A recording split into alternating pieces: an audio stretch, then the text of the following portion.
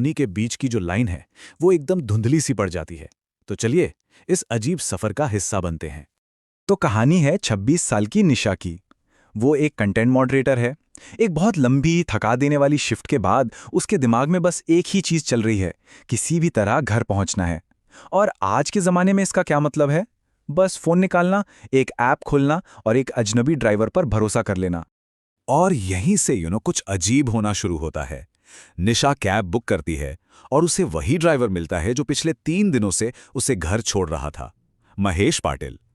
अब देखिए, लगातार 3 रातों तक एक ही ड्राइवर का मिलना थोड़ा अजीब तो है, पर थकान के आगे ये सब छोटी मोटी बातें लगती हैं। गाड़ी में बैठते ही उसे पहली बार कुछ खटकता है।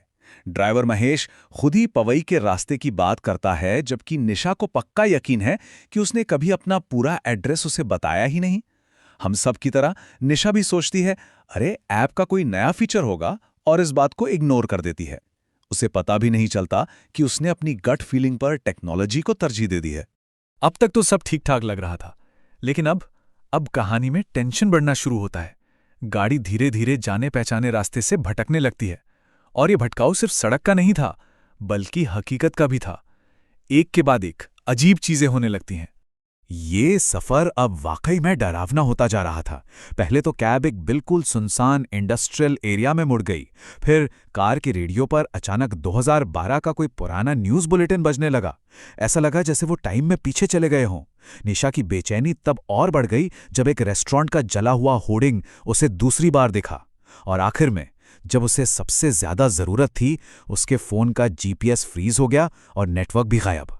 जब निशा ने इस अजीब रास्ते के बारे में पूछा तो ड्राइवर का जो जवाब था वो शांत तो था, लेकिन बेहद अजीब।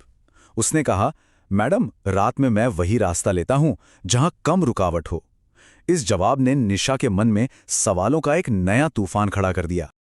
और अब आता है कहानी का सबसे बड़ा टर्निंग पॉइंट। एक ऐसा पल जब निशा की हकीकत को बाहर की दुनिया से एक आवाज चैलेंज करती है। और तभी दो अलग अलग हकीकतें एक दूसरे से टकराती हैं। निशा की दोस्त सना का फोन आता है।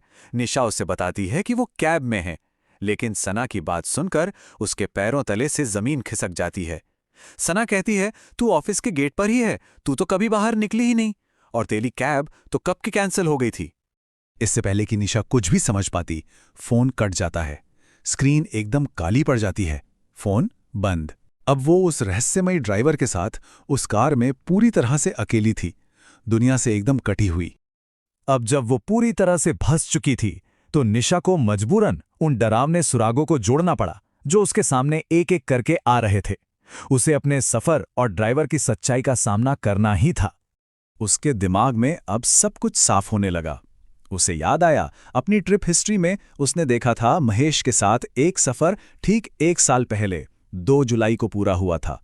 फिर उसे एक पुरानी न्यूज़ भी याद आई, जिसमें इसी रास्ते पर एक कैब ड्राइवर की मौत की खबर थी, और उस खबर की तस्वीर में जो चेहरा था वो महेश का ही था। और फिर वो हुआ जिसने सब कुछ कंफर्म कर दिया। कार की घड़ी रात के 3:33 पर आकर जम गई। टाइम का रुक जाना इस बात का सबूत था कि ये कोई नॉर्मल घटना नहीं है, ये कुछ और ही है। इसके बाद महेश ने अपनी कहानी बताई। ठीक 1 साल पहले इसी रात इसी हाईवे पर एक एक्सीडेंट में उसकी मौत हो गई थी। उसका पैसेंजर उसे मरता छोड़कर भाग गया था, और अब उसकी आत्मा एक लूप में फंस गई है। वो बार बार अपनी आखिरी राइड पूरी करने की कोशिश करता है। कभी कभी ऐप में गड़बड़ी की वजह से कोई पैसेंजर उसकी ये भूतिया राइड एक्सेप्ट कर लेता है। लेकिन कहानी यहां एक और गहरा साइकोलॉजिकल मोड़ लेती है।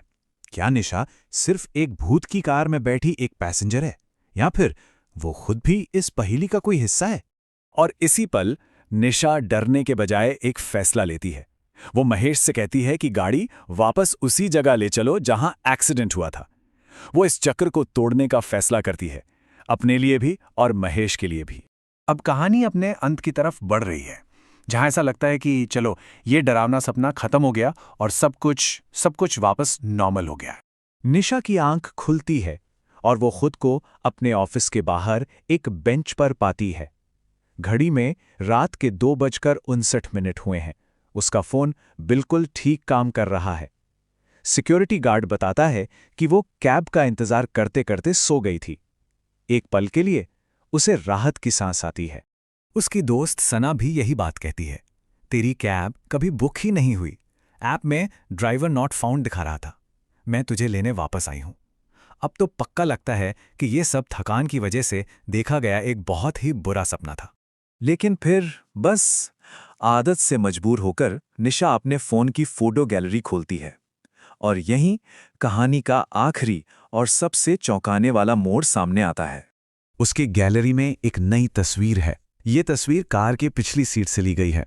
इसका टाइम स्टैम्प है सुबह के 3:33 और रियर व्यू मिरर में महेश पीछे देख रहा है। उसके चेहरे पर एक थकी हुई मुस्कान है, एक ऐसा डिजिटल सबूत जो ये साबित करता है कि जो कुछ भी हुआ वो सपना नहीं था, वो सब सच था। तो ये कहानी हमें एक सवाल के साथ छोड़ जाती है। जब कोई रात की आखिरी कैब बुक करता है तो कंट्रोल आखिर किसके हाथ में होता है? ड्राइवर के, पैसेंजर के या फिर किसी और के?